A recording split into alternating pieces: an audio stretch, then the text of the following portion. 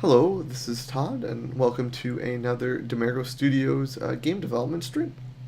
Today we're going to continue on with our story arc for the first world. We've already talked about our main story arc for the entire game, and we're moving on to just the story arc for that first world.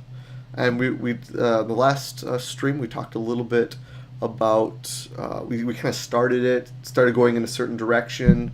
Right now, I'm still happy with it, but we'll see where it goes, and we'll keep moving forward with that. So let's jump right in and review what we've talked about so far and move forward from there. So up to this point, we have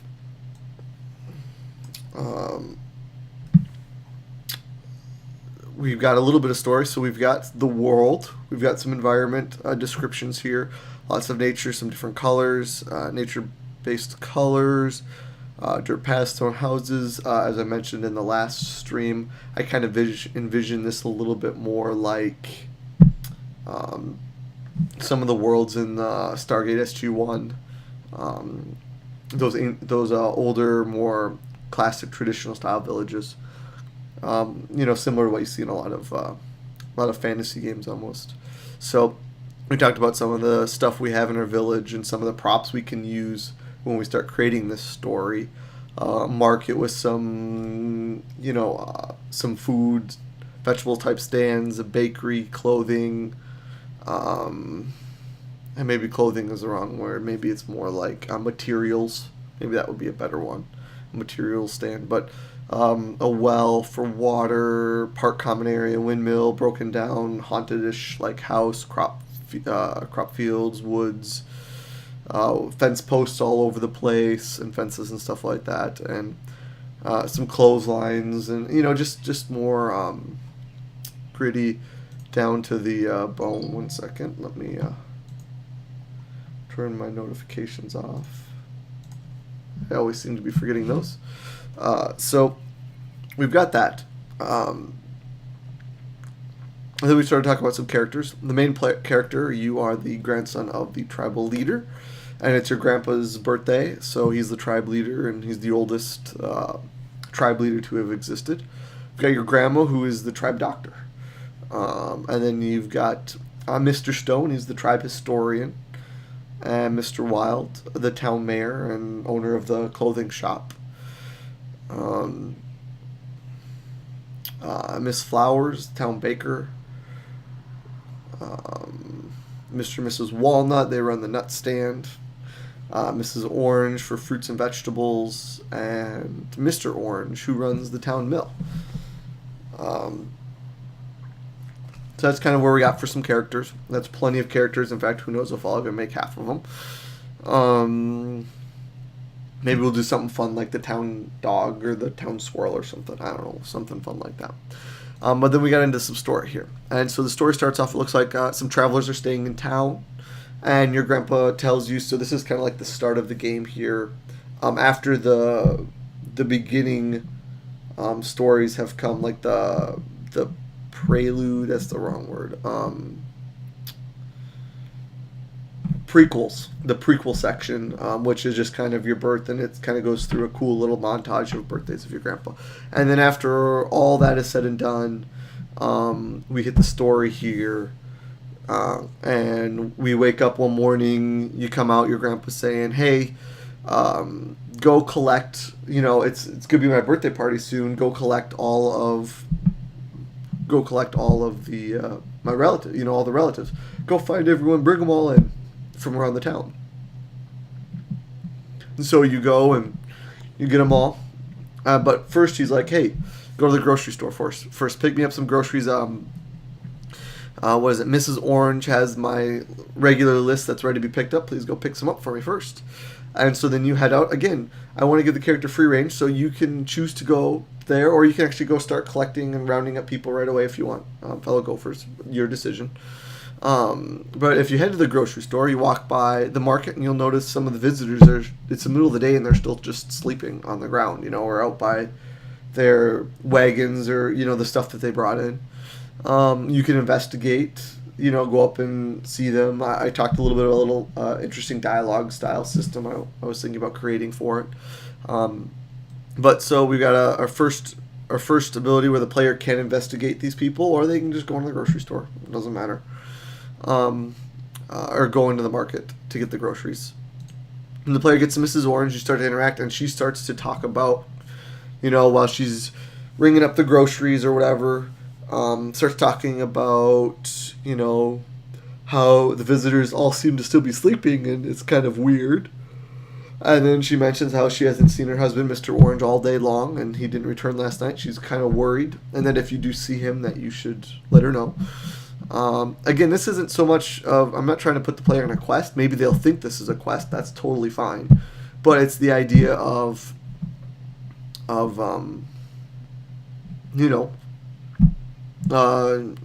this is something just to be on the lookout for. And it's also another hint to the player that, hey, maybe this sleeping thing, maybe there's something else going on with the sleeping thing. So if you see him, please let him know. I'm very worried about him. After returning home to deliver the groceries. So one of the ideas is, so I was trying to decide whether I should force the player to get the groceries or not. I'm thinking maybe I'll emphasize that the player goes and gets the groceries just to initiate kind of the story. By having him, so in the prequel section, the player runs around with a little cart to pick up wood blocks and stuff that get cut down. And so he's got a little cart attached to him, and that's kind of the start of you moving around with like a little tail on. Instead of gophers following around that gets long, it's just a little cart that you pull around. And so there's that sort of gameplay teaching right there. But so you have this cart, so you go get the groceries with the cart and come back. So when you get back to your grandpa, he thanks you for the groceries. Maybe he gives you a little tidbit, something like, I remember when, as he receives the groceries, such and such fruit. I remember when your mother would make the most delicious such and such soup or stew or whatever for us. She was such a wonderful cook. And boom, we introduce a little bit of knowledge about your actual parents. If you choose to ignore that, if you choose whatever, that's fine. But it's the idea of, I want to teach the player little bits about their parents along the entire game. I have no idea what their parents are like to begin with. There's no character, no characters or anything right now about their parents yet. We'll have to figure that out as we go, but that'll be some of the lore that's spread about. Worried about him. After returning home, and then I was thinking, after this, you have the freedom to go and do whatever you want. But I'm thinking, as the player gives the groceries, one of your friends, one of the other gophers in the town, maybe one of the kids, one of your friends will create a new character right here actually for them. So maybe one of your gopher playmates. I'm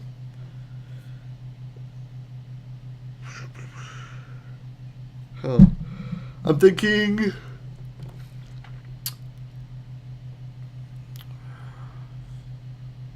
not Mr., but this would be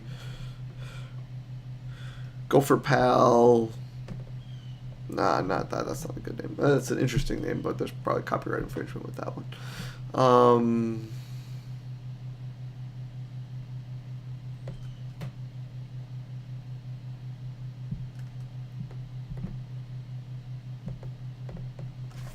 All right, let's try this.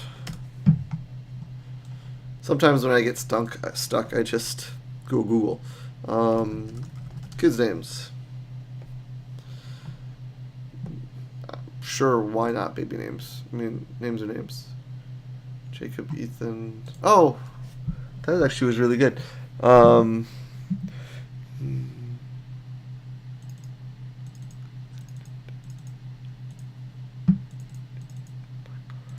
Ethan. Noah's kind of cool, just because it's short. It's one word.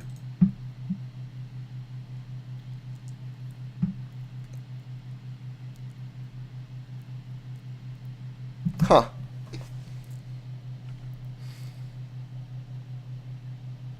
I'm not really sure. Let's go with Let's see some more. I'm not really one about these whole popular names, but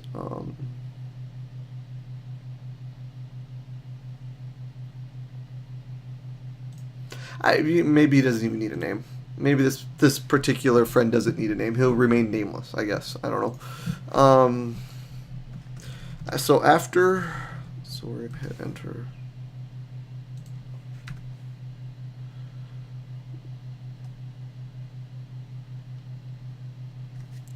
I'm trying to think of how to lay this out. So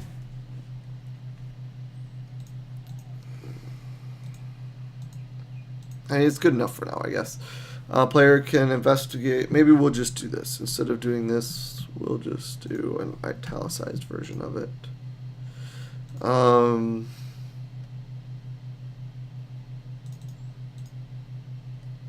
She talks a lot about the visitor, about how the visitors seem to always be sleeping. Blah blah blah. All right.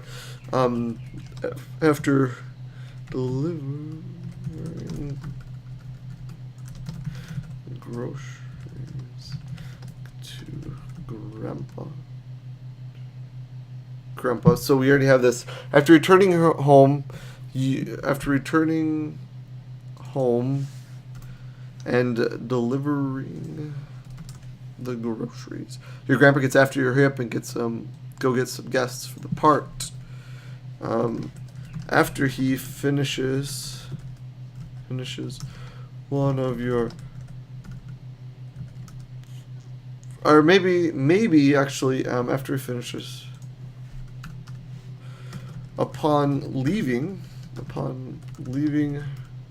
Grandpa's house, or maybe this is better. After getting out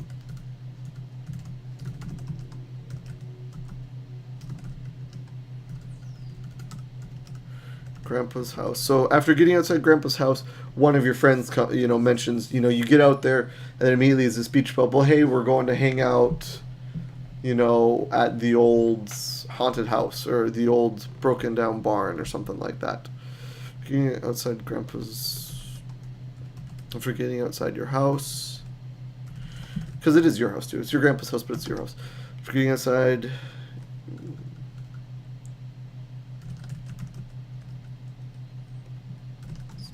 house, one of your friends is waiting and mentions that they are going up to the broken down barn to play. To the broken down barn. Going up to the broken down barn. Just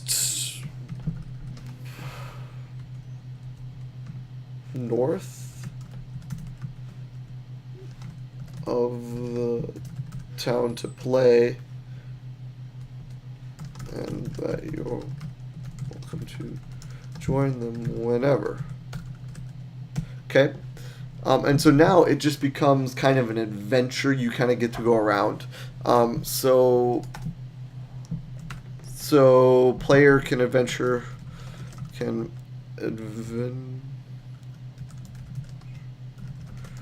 around at this point and collect gophers.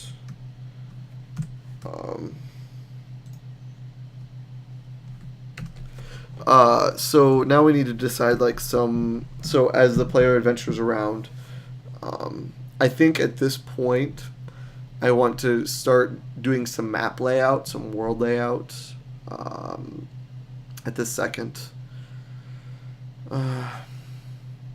Yeah, so I've kind of got to start to this story. Let's flesh out a little bit more of how the story is going to finish playing out, and then we'll get to some map layout. So what's going to happen is eventually the player discovers the water has been tampered with.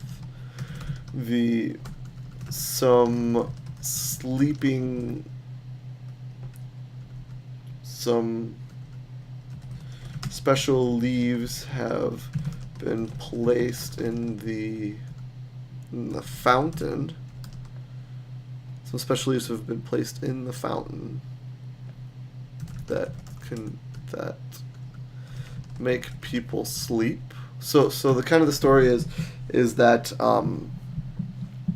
we talked about it last time, was this idea that everyone's falling asleep. It starts off with the visitors first. You see a lot of the visitors asleep, and then some of the townspeople start falling asleep more and more, and you come to find out that someone has placed a certain special leaves, in the fountain, and the fountain drains the water down maybe to the well, or maybe there isn't a well. Maybe the fountain is just where this, and the fountain, I call it a fountain, it's not really a fountain.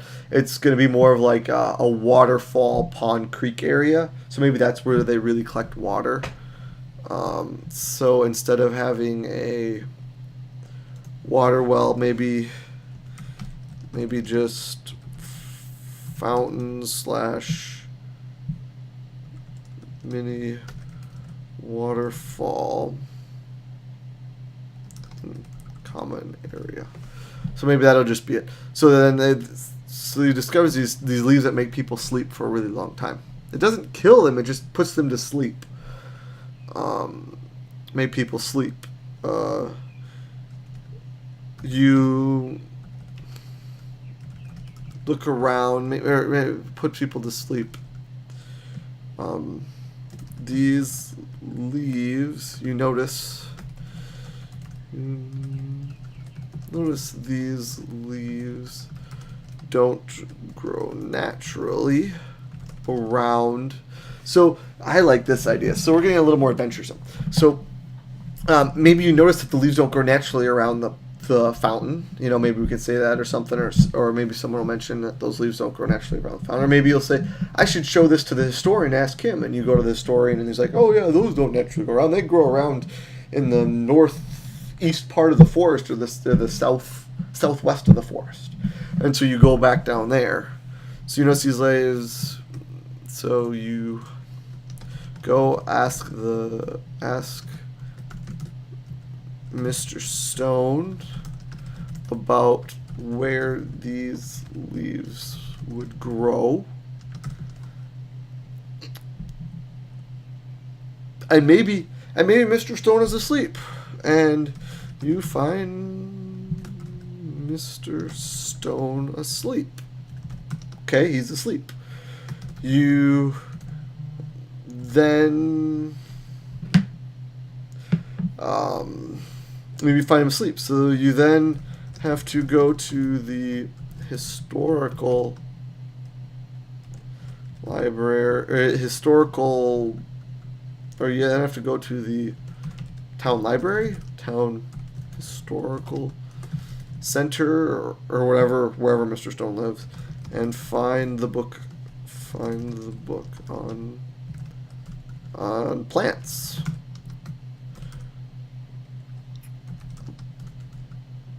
Upon finding the book, it states that the leaves only grow, and maybe that's part of the mini quest, is that you have to flip through these pages of this book, and it talks about various leaves and types that grow. I mean, that's a lot of extra work, but maybe it'll be, that's a bunch. I don't want to say like a mini game, but like, what the leaf looks like, and so then you have to flip through the pages to match the leaf up and figure it out, and figure out where it would be. Finding the book, it states that the leaves only grow in the southwest part of the woods. And this is actually more of a blank because I'm not sure. I don't have the map yet. I'm just making this up as we go. So I suppose you head out to that part of the woods, and head out to that part of the woods to investigate. Upon finding the plants in that part of the woods, you discover the wonderful, obvious footprints. A footprint track.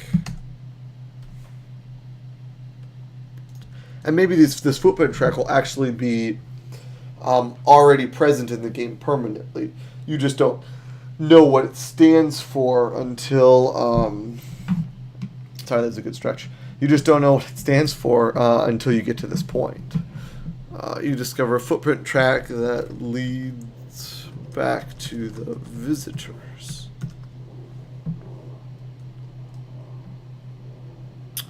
At this point in the story, maybe the visitors have started to awake, you know. At this point, the visitors awake.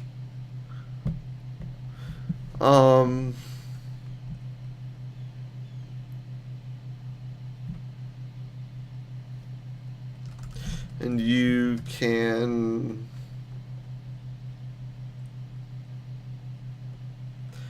can see what they're thinking or asking about or whatever. Or you can, I don't know, something like this. I'm trying to think right now. At this point, visitors have started to awake. Maybe not. Maybe the visitors are still asleep, but it comes back to a wagon, and you start maybe looking at some of the stuff on the wagon and recognizing it.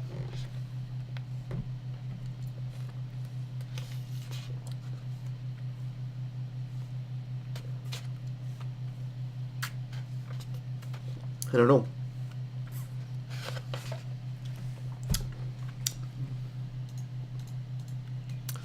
Maybe I like this idea.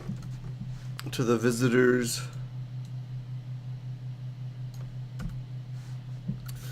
Back to the visitors.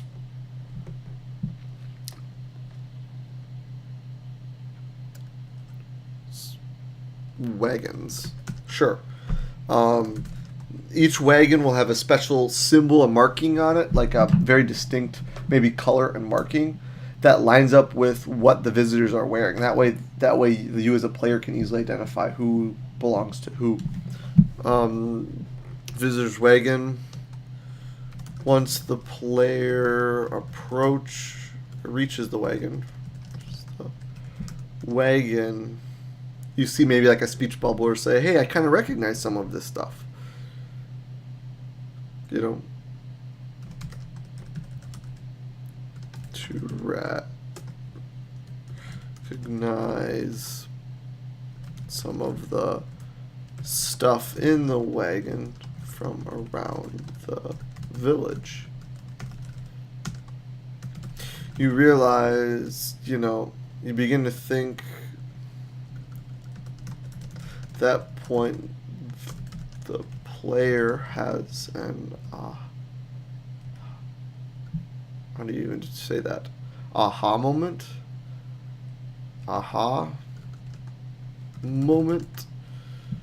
And realizes the visitors were trying to rob the town while they slept.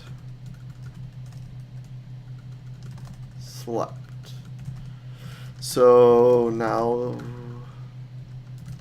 player has to go find this thief,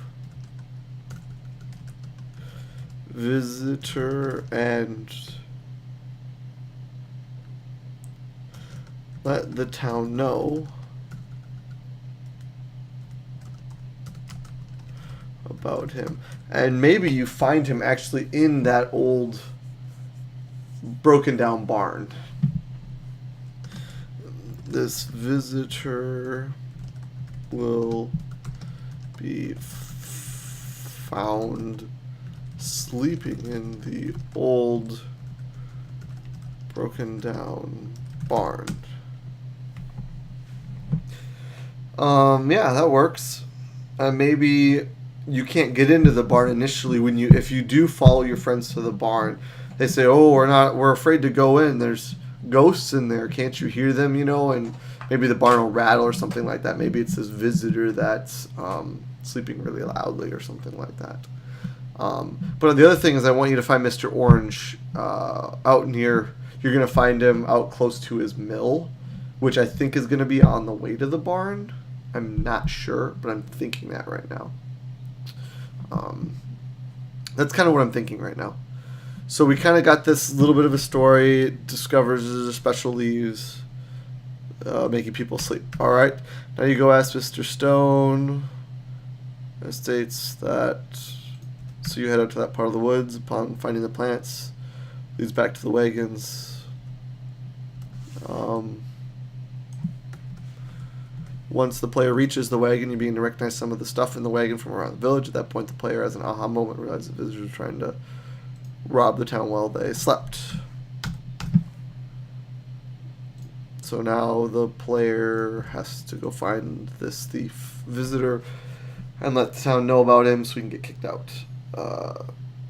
And he'll be found sleeping in the old barn. So yeah. So that's what I'm thinking right now. Maybe that's too quick of a story. Maybe that's too short of a story.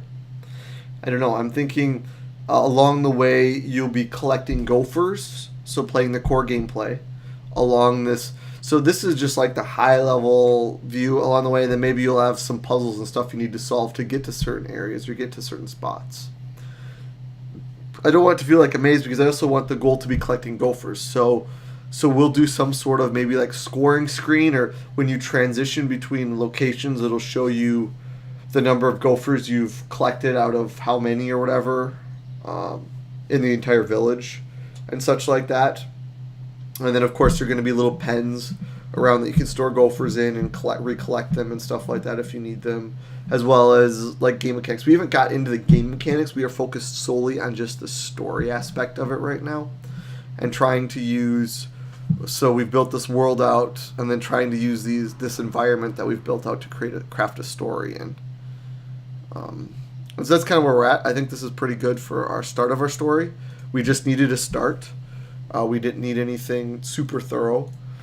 So I'm going to put this for now into the done because we do have that story arc kind of done. And I skip QA because I'm the QA tester and I say it's good. No, it's not really something to QA. Oh, look at this. Wow, that's really cool. I didn't even know that was there. Cool. So,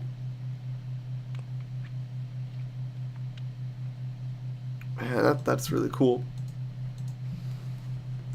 So what we can do is we can do something like this. Intro.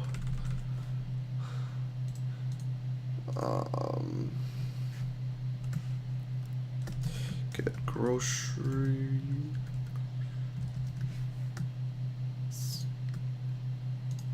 This works well.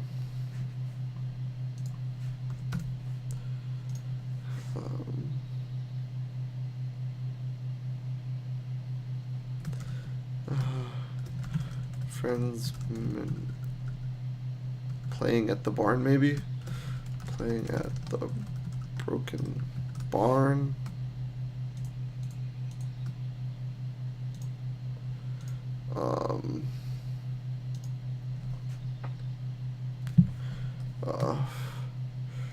Drinking water fountain tampered. We'll just call it tampered. Tampered drinking water.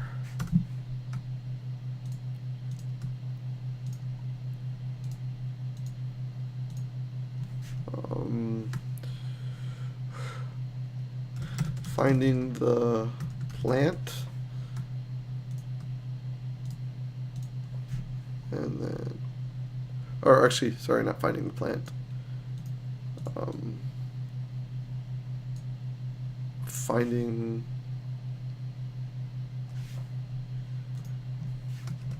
venturing through the woods.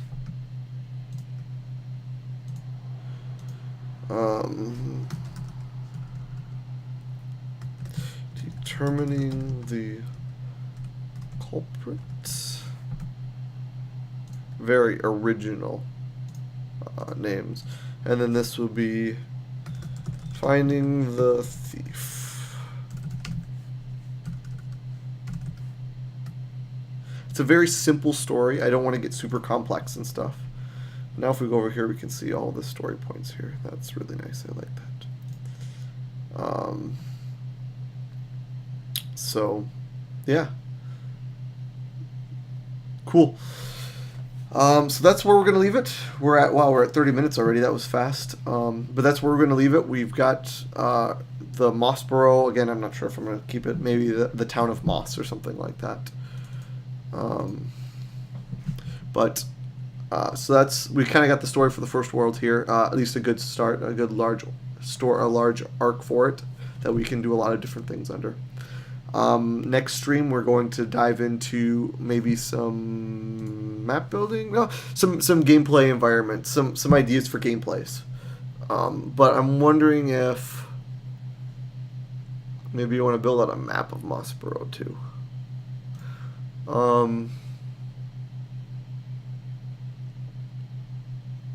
Yeah, we'll look into both this gameplay environment stuff and also building out a map of Mossborough.